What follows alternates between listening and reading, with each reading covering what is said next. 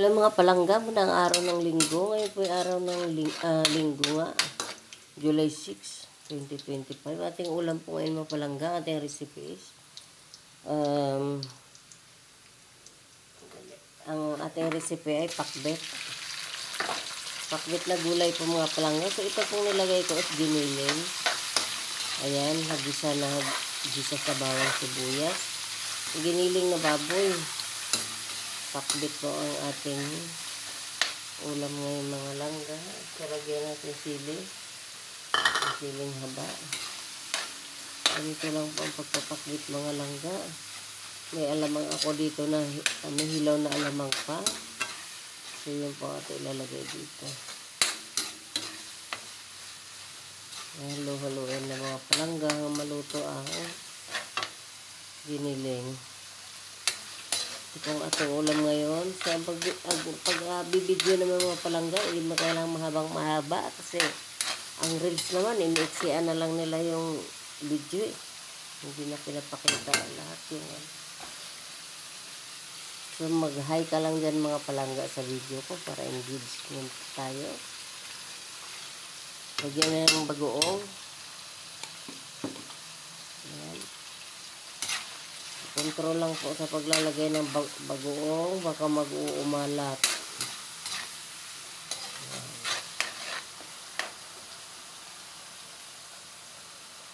Lagyan natin ng konting asukal.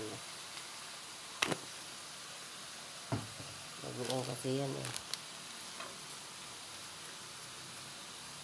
Alat yan.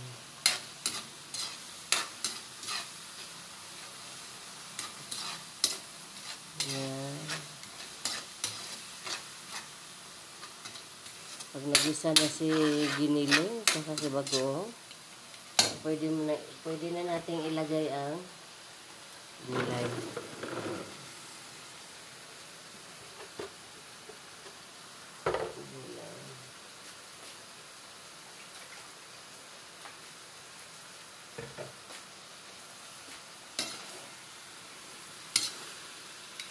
Haluin natin si gulay. Yan ang gulay po ngayon mga palangga ay kasing presyo na po ng karneng baboy. Mahal.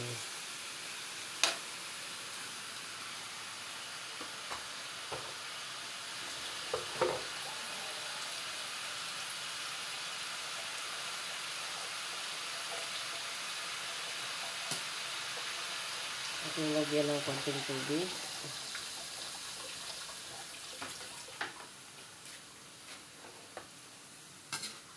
Halo-haloin mga langga.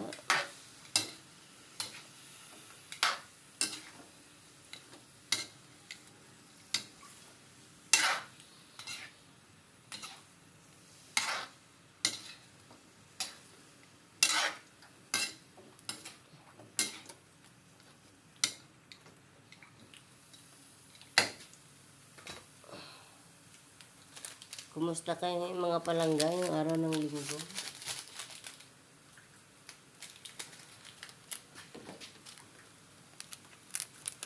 Wala talaga mga palangga. Kailangan gumising ng maaga kasi para magluto. Pwede naman pagkatapos magluto kung mataas pa ang oras, mag-ano muna. Higa-higa.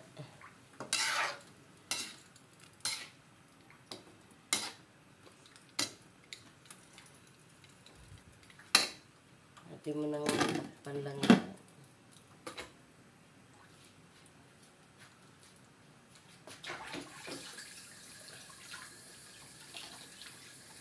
Inugas mo na ako dito sa mga pinagamitan.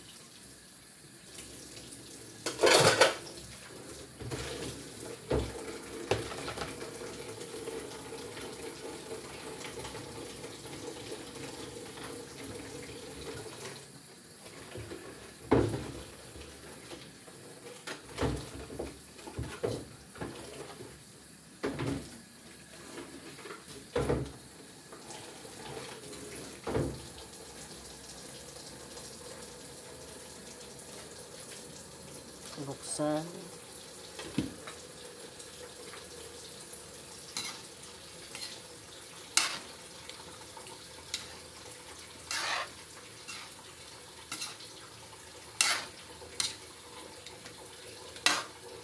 Ating titikman mga langga kung okay na yung lasa niya. Saka yung alat. Ating pakbit na sari-saring gulay.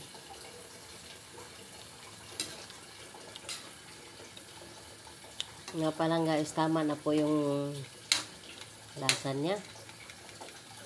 Wala na po tayong idadagdag dyan. Saktong-sakto na po ang lasa. So, ito lang po ating video ngayon for today's. Mga palangga is our dish is pakbit na sari-saring gulay. Babay na mga palangga.